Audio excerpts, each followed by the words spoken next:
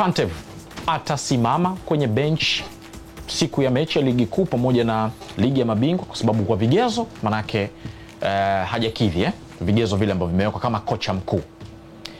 Kwa nafasi yake kama meneja atasimama, na ipi itakuwa nafasi sasa ya Roy Emam ambaye pia ni meneja wa timu?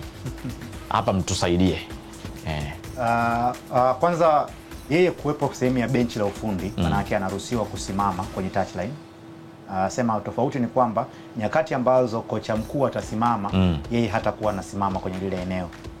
Kwa hiyo nyakati nyingi na lile eneo inabidi asimame kocha mkuu. Kwa kuna uwezekano wakapeana wao interval kati yake yeye na Matola, nani atakaa zaidi kwenye lile eneo. Kama atakuwa anakaa zaidi Matola, maana yake yeye atakuwa na feed information zaidi kwa Matola, lakini kiuhalisia ni kwamba unapokuwa sehemu ya technical bench una nafasi ya kusimama kwenye touchline. Lakini kwa nini mara nyingi kocha anasimama? Kwa sababu yeye mara nyingi huwa anakuwa amebeba ile taswira nzima ya au amebeba picha nzima ya mchezo unachezwa vipi. Kwa hiyo ndio maana yeye mara nyingi anasimama pale, na ndio maana pia hata taratibu zinamtaka kocha mkuu mara nyingi asimame pale kuliko watu wengine wa benchi la ufundi. Kwa hiyo tutamuona kwenye nyakati kadhaa akisimama kwenye technical area, lakini sio nyakati zote, kwa sababu pia kuna nyakati lazima sheria zifuatwe.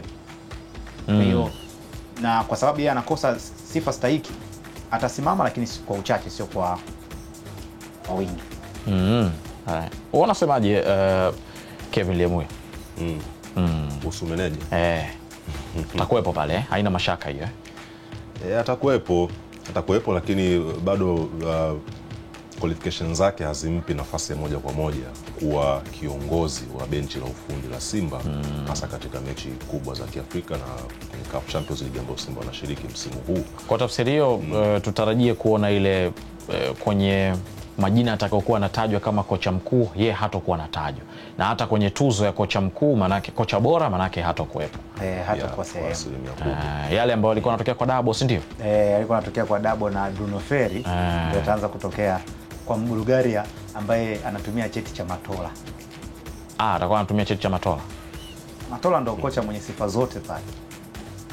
Atasimama kwenye benchi muda wote akitaka, kwa sababu yeye sifa zake zote anazo. Ana CAF, ana leseni ya CAF ambayo anaweza kusimama popote, lakini pia ana refresh ashazichukua mara kadhaa. Wakati alikuwa Tanga, walikuwa sehemu tofauti. Kwa hiyo nadhani yeye ana faida kubwa zaidi Matola ya kusimama kwenye lile benchi na kufanya maamuzi yoyote na anaweza kuwa anatambulika yeye kama kocha mkuu. Yes. Na kama anatambulika manake naamini maswali mengi yataulizwa kwake. Kwa hiyo wasiwasi wangu ni kwamba kuna uwezekano kuna mtu Matola amefikia level ya kuwa recognized kama kocha mkuu. Sisi tumeshindwa kumwamini katika nyakati ambazo tulistahili kumwamini, na tumeamua kutumia mpaka cheti chake ili mtu mwingine aje atumie huo upenyo, wakati tuna mtu ambaye ana sifa na anafaa kuwepo kwenye lile eneo. Lakini hakuna kitu kisichonifurahisha kama mtu anatoka Bulgaria kuja Tanzania kutumia cheti cha Mtanzania kukaa kwenye benchi, kwamba yeye binafsi ameshindwa kujitosheleza, alafu anatumia cheti cha Mtanzania mwenzetu kupata mshahara wake mzuri akiwa na Simba na kutimiza majukumu yake akiwa na Simba, wakati yule Mtanzania kibaki pale pale alipo. Bwana, tusafiri sasa tukaangazie taarifa za kimataifa, na hapa tunakwenda kuitazama ligi kuu nchini England pale ambayo imepigwa weekend hii, na mambo yamekuwa tofauti kwa maana ya matokeo tofauti tumeyashuhudia. Kwanza Crystal Palace wakiwa na rekodi yao ile ya kuto kufungwa kwa muda mrefu mbele ya Everton wakafungwa. Na mechi ile bwana, Everton ilikuwa nyumbani siku ile ya kwa maana ya jana, wakiwa nyumbani wakafanikiwa kumfunga mabao 2-1. Sasa pale wakiwa nyumbani pale katika uwanja wao wa nyumbani, Everton walifunga bao la kwanza kupitia kwa Ndiaye ambaye alikuwa ni bao la kusawazisha baada ya Munoz kufunga akiwafungia Crystal Palace. Afu Grealish dakika ya 93 akafunga bao la pili na kuwapa wenyeji Everton alama 3. Crystal Palace bwana walikwenda muda mrefu sana bila kupoteza mchezo wowote. Hiyo fomu yao ndo ikawafanya wawe daraja moja na Liverpool, Manchester City, Arsenal kama timu ambazo ni imara nchini Uingereza. Sasa kwa timu za daraja la katikati kuwa na fomu ya namna hiyo ya kufululiza mechi za ushindi, kitu ambacho tunakiangalia mbele, hiyo stamina ya kuvumilia hiyo tension ya kushinda mechi kila wakati watakuwa nayo. Stamina walikuwa nayo inawatosha kuendeleza hiyo record, kwa sababu hata vilabu vikubwa ambavyo vilikuwa vinatembea na unbeaten records vikafika sema vikagonga mwamba, wao ni nani waendeleze hizo record kwa kuvunja na rekodi za wakubwa wao. Ndio ambacho kimekuja kutokea hapo, na wamefungwa dhidi ya timu ambayo inawategemea zaidi wachezaji wenye majina makubwa. Everton sasa hivi wachezaji wenye majina makubwa ndio Jack Grealish, anafuatia huyo Ndiaye, Msenegali huyo. Kwa hiyo Beto mara moja. Kwa hiyo ni hatari mno kukutana na timu ambayo haiwezi kawa ina umoja kama ambao walikuwa nao Crystal Palace. Unajua Crystal Palace ambacho kinafanya wanashinda ni ule umoja, ile unity ambayo ameitengeneza Gazna, yule kocha wa Ufaransa. Unaweza kusema wana superstar nani pale? Sawa, Mateta. Wote hao sio superstar, bali ni ile unified moment ambayo walikuwa nayo ndio inafanya wanashinda hizo mechi. Lakini kwa Everton, kulingana na matokeo hivi karibuni, inabidi sasa wategemee mchezaji mmoja, individual brilliance, mchezaji mmoja kushinda mechi, na hiyo ni ngumu sana kwa timu kama Crystal Palace kupambana nayo. Unamtaja mtu kama Jack Grealish ambaye msimu ameanza vizuri sana toka Man City kwenda Everton. Magoli zaidi ya 2 nafikiri katika hizi mechi ambazo amecheza, na assist takriban 5 zinafika sasa hivi. Kwa mchezaji ambaye anaweza produce kitu bora ikiwa yupo kwenye kiwango chake na ikiwa yuko injury free. Kwa hiyo Crystal Palace walipoteza mechi kwa sababu ya ubora binafsi wa wachezaji wa Everton ulioathiri kwa kiasi kikubwa. Na kingine utana na Jack Grealish katika wakati ambao yuko bora, ni ngumu sana kumzuia. Kwa asilimia kubwa Everton inafanya vyema kwa sababu ya Jack akiwepo uwanjani, na Jack akiwa fit, na Jack akiwa hana pressure ya aina yoyote kutoka upande wake. Sasa wakati Everton wao wakipata ushindi, ndugu zao Liverpool wakitoka jiji moja la Merseyside, wao walifungwa na Chelsea. Na sasa Chelsea walikwenda kumpa jibu moja kati ya malegend wa Liverpool ambao walisema huyu anakuaje bingwa wa dunia hajamfunga bingwa wa England? Jibu akaenda kupewa bwana. Lakini ilikuwa ni moja kati ya mechi nzuri ambayo mashabiki wa Liverpool wamelia na mipango ya Arne Slot na sabu zake jinsi ambavyo alizifanya. Wanaamini ile ilikuwa ni Chelsea dhaifu zaidi, na hasa kipindi cha pili wakitoka ma center back wote wawili, timu ikabaki na ma full back wawili ambao walicheza kama ma center back, lakini mechi ndio ikaenda kuishia hapo. Wakati Arne Slot akifanya substitution ya ajabu, watu wengi walishangaa. Kwanza alimtoa center back alimtoa center back kwa maana ya Konate, alikwenda nje, alafu baadaye akamuondoa pia mtu na kumuingiza Hendo. Alimtoa McAllister akamuingiza Hendo. Watu wakaamini na lawama zikaanza kwenda kwa Arne Slot kwamba sio mwalimu mzuri kimbinu, na wakati mwingine hawezi kuicheza vizuri mechi nyepesi ikiwa usoni mwake. Yani hii ndio mechi nyepesi, ifanyie jambo. Alishindwa kuiua game ile ya Chelsea. Kwanza watu wengi wanaona kama Chelsea anapokutana na Liverpool sio mchezo mwepesi, sasa wakiwa Stamford Bridge. Mara mwisho Liverpool anashinda Stamford Bridge kwenye ligi kuu ilikuwa ni 2020. Kwa miaka 5 Chelsea amekuwa na up and downs, lakini Liverpool alikuwa hashindi hata akiwa kwenye form ya namna gani. Kwa lazima tufahamu kwamba ni mchezo kwanza ni mgumu, lakini kama ambavyo nilikuwa naongea kwenye issue ya Yanga na Mbeya City, unaweza ukawa na timu bora, lakini unayeenda kucheza naye amejipanga vizuri kucheza dhidi yako. Nadhani mimi simlaumu sana Arne Slot, ila nataka nimpongeze zaidi Maresca kwa namna ambavyo aliweza kutengeneza kikosi chake. Kwanza ameweza kutengeneza back 3, lakini wing backs hawaendi juu, sio, unaelewa vizuri. Wing backs wanaingia ndani. Kwa hiyo unaona muda mwingi na wing back ambaye alistahili kuwa anapanda up and down anaingia ndani kuongeza idadi na kuwafanya sasa wale viungo kwenda juu zaidi kwa attack spaces. Na tunaona kabisa kwamba katika Caicedo anaenda kufunga eneo alilokuepo kwa nafasi yake kiungo mkabaji, watu wanajiuliza alifikaje pale. Lakini leseni hiyo anaipata kwa sababu Malo Augusto alikuwa tayari ashaingia ndani. Ikitokea transition kwa kasi alionayo anaweza kuizima haraka. Kwa hiyo kwanza kwenye mipangilio yenyewe iliyokuepo ambayo Maresca alikuwa ameitengeneza, nadhani alikuwa ashajua nini nini ni udhaifu wa Liverpool, ni kipi ni kitu kibora kwa Liverpool. Liverpool ukiwaacha katikati wapite wanavyojisikia, watakudhuru kweli kweli. Kwa alichokifanya yeye ni kuzuia lile eneo la kati la Liverpool kuwa na transition. Ndio maana ukimuona ikitokea ni upande wa kulia unashambulia, unamkuta Malo Augusto ameingia ndani. Ikitokea ni upande wa kushoto unashambulia, utamuona kwamba ni nani ule manywele mengi Cucurella ameingia ndani. Maana yake ni nini?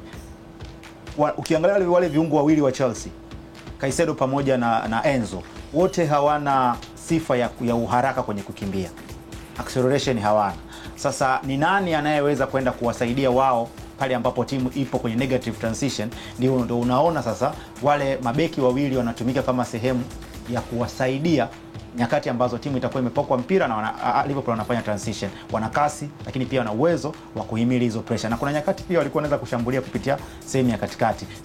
Kitu ambacho kilienda kumfanya Arne Slot akose majibu kwa sababu hakujipanga kucheza na Chelsea ya design ile. Lakini kinachowasumbua Liverpool ni usajili. Pesa waliokuwa nayo ya usajili ndio ilienda kuwasumbua. Wakasajili majina makubwa, wakasahau kwamba majina ambayo wameyachukua ni shati ya kuweka pressure kwenye mpira, ni shati ya kukimbia zaidi uwanjani pia inapungua. Na hilo utaliona kabisa kwamba sasa hivi Liverpool pressure on the ball kwa wachezaji wa mbele, Gakpo, Isak pamoja na Mo Salah haiwezi kulingana na msimu uliopita ambayo alikuwepo Jota mara nyingi, alikuwepo Diaz, lakini pia alikuwepo na Mo Salah. Kwa Mo Salah alikuwa hata asipotimiza lile jukumu, kuna watu wawili ambao walikuwa wanatoa energy yao 100%.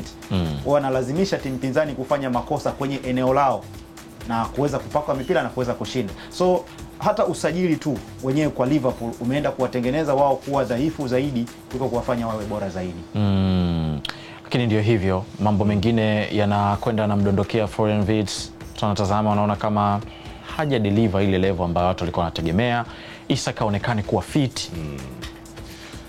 Hiyo ni mbaya sana kwa sababu wachezaji wote wamesajiliwa kwa hela kubwa, kwa hiyo expectations zinakuwa ni kubwa pia. Hiyo wanachokifanya uwanjani hakiridhishi. Hata Mo Salah watu wanaona kama ile game kidogo haikuwa nzuri kwake. Msimu uliomalizika, ukimtoa Mo Salah, mchezaji mwingine ambaye alikuwa na creativity nzuri alikuwa ni Trent Alexander-Arnold.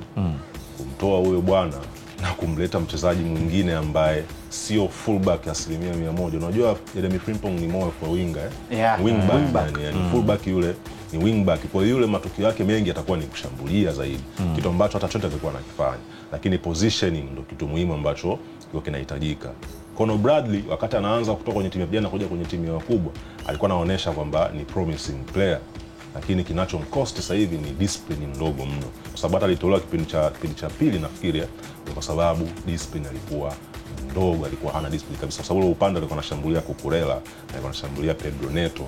Wote wanakuja kwa speed, wanakuja na lengo moja tu la kwenda kwa Garnacho nadhani upande wake. Na Garnacho Neto alikuwa ni upande wa kulia, sawa. Sasa hivi just imagine hawa watu wenye speed namna hiyo na wenye maamuzi ya haraka na sahihi dhidi ya beki ambaye nidhamu yake ni ndogo, maana yake ni madhara makubwa ambayo unayapata. Ulikuwa ni mtihani mgumu pia kwa Slot kupata replacement bora ya Trent. Sidhani kama unaweza kupata replacement bora ya Trent Alexander-Arnold kwa kile ambacho anaweza kukiofa uwanjani, kwa sababu yule ndio alikuwa ni mbovu kwenye kuzuia. Lakini ule uwezo wake kushambulia tayari ulikuwa unaingiza wapinzani hofu. Wanakuwa hawana tena muda wa kumshambulia tena kwenye eneo lake, kwa sababu inabidi wazuie maeneo yao kwenye ulinzi ili jamaa asije akapiga zile cross ambazo zina macho na ni cross ambazo zinafika walengo wake kwa 100%. Kwa hiyo ilikuwa ni kazi ngumu. Kitu pekee ambacho angefanya Slot angekikazania ni kumchukua ule Mark Guehi wa Crystal Palace, kwa sababu upande wa kulia wa beki ya kati ya kulia Konate sasa hivi shughuli hamna. Yeye ndo alikuwa anamsaidia sana Trent mjua msimu uliopita, na msimu pia inabidi tuone kitu kile akisaidia zaidi upande wa kulia, wakati fullback akipanda yeye anakaa ile nafasi, lakini hayupo katika hiyo quality. Kwa hiyo ilibidi Slot ya anticipate hicho kitu mapema, amchukue Mark Guehi kwa ajili ya kuchukua nafasi ya Konate. Na Konate sasa hivi ni kama yupo kwenye utulivu wake yake ni mdogo. Unahisi ile usajili wa kwenda Real Madrid ulivyovunjika na yake kidogo kama tunasema ile passion ikapotea, na mwisho wa siku hayupo tena kwenye mchezo. Ndio unamwona kwenye kikosi lakini hayupo mchezoni kwa asilimia kubwa. Bila shaka effect ya Club World Cup sasa inaanza kuonekana hadharani. Naona karibu timu zote ambazo zimekwenda Club World Cup iliyo na ustahimilivu, iliyosimama sawa sawa, haina majeraha ya mara kwa mara ni Bayern. ndo nawaona kidogo wako wana hiyo, lakini PSG, Chelsea naona sasa ma center back wote wameumia. Cole Palmer, wachezaji ambao walikuwa muhimu sana, na mwalimu pia amethibitisha wachezaji kama Caicedo wanacheza wakiwa na majeraha, Joao Pedro pia, na unaweza ukaona pia effect kwamba hata kufunga pia hajafunga. Inaanza kuonekana Yes, na kwa sababu wachezaji wanapocheza kwa muda mrefu bila kupumzika, miili yao inapata udhaifu, weakness, yani inaanza kuwa dhaifu, ile miili inakuwa weak. Inapokuwa weak, manake majeraha ni rahisi kwa wao kupata majeraha kirahisi, kwa sababu wanacheza wakiwa wamechoka, akili zimechoka. Kwa hiyo kwenye sehemu ambayo wanastahili kuwa careful wanakuwa careless. Kwa hiyo ni rahisi kwa wao kuumia mara kwa mara. Kwa hiyo kuna uchovu wa mwili, kuna mchovu wa akili, unaenda kutengeneza udhaifu kwenye mwili, hasa kwenye maeneo ya kinga za mwili. Kwa hiyo inapotokea kuna kitu kidogo kinaenda kutengeneza tatizo kubwa kwenye mwili. Hansi Flick bwana amekutana na moto weekend hii. Jana amefungwa bao 4-1. Sio mchezo, game ambayo wamepoteza nyota wengi kweli kutokana na majeraha, lakini safu ya ulinzi walikuwa uko imara kwa sababu wachezaji wengi walikuwepo kwenye safu ya ulinzi. Lakini hiyo ndio imeonyesha madhaifu makubwa siku ya jana. Ruhusu chuma 4. Highlight. Na kwenye game ya PSG pia alikuwa anafanya makosa hayo. Barcelona ni timu ambayo inapenda kucheza na highlight. Last season walikuwa wanatumia highlight kama sehemu ya kutrigger offside trap kwa wapinzani, na walikuwa wanafanikiwa sana. Lakini msimu huu imekuwa tofauti, kwamba pale ambapo wanafikiri kwamba wamemtega mtu yupo offside, inakuwa ni advantage kwa mpinzani na anaenda kushinda. Sio vizuri. Na sasa unajua kuna sheria offside ya kutumia mashine. Kwa hiyo sasa hivi hakuna mtu kusema kibendera au VAR, hapana. Au sijui mwamuzi alikosea. Hiyo kitu haipo tena. Sasa hivi ni mashine tu moja kwa moja. Wale wanatumia semi automated Kwa hiyo Barcelona kuna madhaifu makubwa kwake. Kwanza ukienda kuangalia kiuhalisia, anacheza highline. Na sio yeye peke yake, hata timu kibao zinafanya makosa. Anacheza highline, lakini watu wa mbele kule hawaweki pressure ya kutosha kwenye mpira. Maana yake mtu anaweza kawa ni center back wa timu pinzani, akaamua kupiga diagonal ball na ikaenda kwenye nyuma ya safu ya ulinzi, na akakutana na nafasi kubwa ya kukimbia na kwenda kumdhuru FC Barcelona. Kwa mfano goli la pili, kwa mtu ambaye aliangalia, na Barcelona walihisi kwamba ni offside. Haikuwa offside by the way, lakini unaona jinsi ile space ilikuwa imeachwa nyuma, then zinapigwa pasi, inavuka, mtu anakimbia, anatoa pasi nzuri tu, mtu anafunga. Na labda angefungwa zaidi ya hapo, kwa sababu mfungaji wa goli la pili alikosa magoli mengine mawili mazuri tu ya wazi. Sio vizuri. Kwa hiyo kila ukienda kuangalia ni wakati ambao naamini Hans anastahili kuangalia sasa namna gani anastahili kushusha line yake of defense ili kutengeneza mazingira marahisi kwa defender wake, yani kutengeneza ukaribu. Kwa nini watu wanaweka highline? Wanaweka kwa sababu ile line ya juu iwe rahisi zaidi kufikia line ya ulinzi ya timu pinzani. Yes, maana una squeeze. Yes, maana unaenda kuweka pressure sasa. Unapoweka highline, hakikisha watu wako wa mbele wanaenda kupress vya kutosha ili kunyima room upige mipira mirefu ambayo itakuja kwenye nyuma ya safu yako ya ulinzi. Sasa atibu wapi? Atibu huku hawa wanaoweka pressure sasa, ama hawa ambao ndio wanakuwa na ndo hapo sasa nani uko naye kule mbele ataweka pressure. Sio ndio vizuri. Rashford sio mtu wa pressure, tunafahamu. Sio ndio vizuri. Roberto Lewandowski umri wake tunafahamu. Lamine Yamal haonekani. Sio ndio vizuri. Kwa kuna mawili. Aanze asubiri sehemu ya katikati ndio sehemu yake ya kwanza kuweka pressure, alafu arudishe kidogo line yake of defense ili karibu na goalkeeper. Ikitokea kuna mpira mrefu, goalkeeper anaweza katoka kwenda kukatch, na maana yake inakuwa more safe. Lakini pale ambapo yeye anataka kwenda lakini pia kwa kufanya hivyo anakuwa anatengeneza pia na wapinzani kuacha space. Ikitokea pia kuna mpira umepokwa, ni rahisi mwenyewe kutumia ukasi ya Rashford, lakini pia Lamine Yamal kuweza kufanya nini, kuifungua defense. Kwa hiyo mimi nafikiri sehemu ambayo anastahili kufanya ni kushusha line of defense yake kidogo nyuma, kwa sababu watu wa mbele hawawezi kumpa energy ambayo anahitaji. Na hiyo inaweza kumtengenezea yeye urahisi wa kupunguza idadi ya mabao anayofungwa, lakini kwa namna anavyocheza nadhani atafungwa zaidi. Na hata Newcastle kuna uwezekano hawakuvumbua mapema. Kama wangevumbua mapema hilo kwa namna ambavyo wanacheza, inawezekana tukiona mabalaa. Haya ndo imekuwa hivyo. Chuma 4 soma siara. So utani kweli, na amegusia hapa swala la high pressing. High pressing, highline. Unapoenda kufanya pressing na mstari ambao upo juu zaidi ya ule kawaida, maana yake inabidi tuone nidhamu ya wachezaji wanaenda kufanya pressing, lakini pia tuone namna gani ambavyo umeorganize wachezaji gani ambao watachomoka kwenye mstari kwenda kufanya ile press ya kwanza. Mimi bwana, mimi nilikuwa naipenda sana gegen pressing ya Klopp. Alikuwa amegawanya kwenye mafungu. Yani wale watatu wa mwanzo kuna role yao wanacheza, alafu kuna hawa watatu wa katikati wako versatile. Kila utakapohama na wao watakuwepo. Wanatengeneza wanakuweka kwenye mazingira fulani hivi, unaweza kujikuta option ya pasi, unakosa option ya wapi upeleke mpira. Lakini pia walikuwa wana wachezaji ambao pia huku nyuma hawatengenezi highline, lakini walikuwa na sijui niseme pengine alipata bahati ama ilikuwaje, kwa sababu ukiwa na mtu kama nakumbuka kipindi kile Joe Gomez alikuwa anacheza, Van Dijk, Virgil upande wa kulia yuko Trent, huko kushoto yuko Robo. Ilikuwa ni timu fulani hivi compact kila sehemu. Yaani ukija huko compact na Fabinho juu yao. Na Fabinho juu yao. Wako Fabinho anakuwa karibu kidogo na safu ya ulinzi hivi akiangalia wapi kuna. Lakini mimi naona timu nyingi zinafanya pressing lakini kama hazikamiliki kama Liverpool walivyokuwa wanafanya. Exactly. Hata ukitazama jinsi ambavyo pressing ya PSG inavyokwenda, bado kuna maeneo yani unaona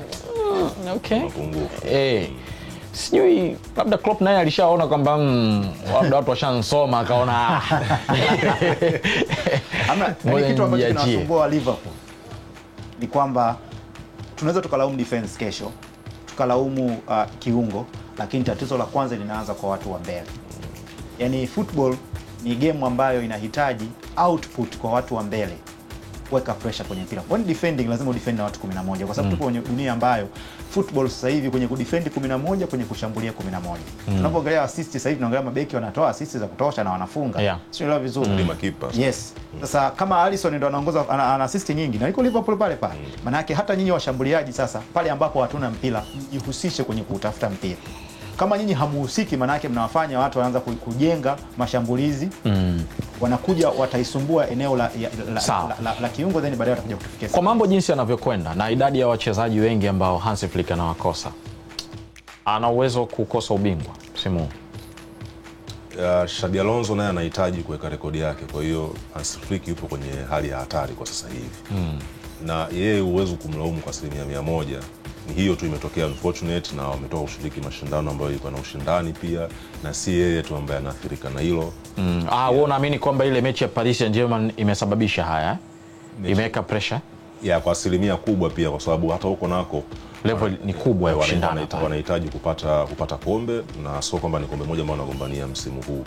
Kwa swala la injury hadi pale ambapo wataweza kurudisha angalau wachezaji wawili au watatu, au wakiingia kwenye soko la usajili Januari, angalau kuokoa ile jahazi ambalo kama likiendelea hivi maana yake litazama kuliko kufika kwenye cost tunasema kwamba tunamaliza msimu tunapata hiki, lakini challenges zilikuwa ni hizi, solutions zina muda wake unapatikana kwenye soko la usajili anaweza